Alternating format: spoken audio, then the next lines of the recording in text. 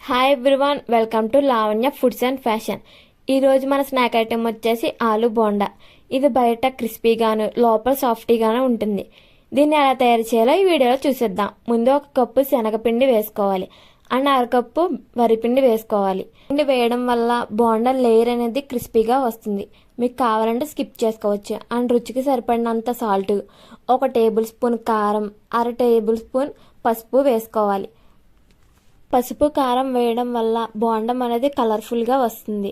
And వీడియోలో చూపిస్తున్న విధంగా కలుపుకొని వాటర్ కొంచెం కొంచెంగా వేసుకుంటూ మిక్స్ చేసుకోవాలి.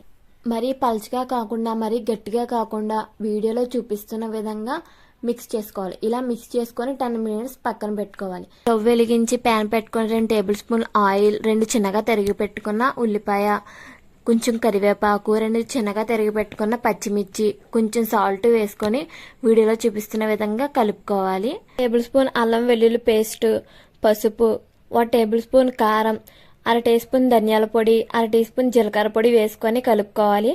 మనం సన్నగా తరిగి పెట్టుకుని 1 టమాటాని వేసుకొని 5 మినిట్స్ కుక్ చేశాక లాస్ట్లో కొత్తిమీర వేసుకోవాలి. ముందుగా ఉడికించి పెట్టుకున్న 1/2 కేజీ బంగాళదుంపలు స్మాష్ చేసుకొని కడాయిలో వేసుకోవాలి. ఇలా వేసుకున్న వాటిని మసాలాలన్నీ బాగా పట్టే విధంగా కలుపుకోవాలి. చివరిగా గరం మసాలా వేసుకొని 2 మినిట్స్ కుక్ చేసి పక్కన పెట్టుకోవాలి. ఇది చల్లారిన తర్వాత బాల్స్లో చేసుకోవాలి. కడాయి పెట్టుకొని ఆయిల్ వేసుకొని మనం ఏదైతే బాల్స్ చేసామో అది మిక్స్చర్లో డిప్ చేసి వేసుకోవాలి.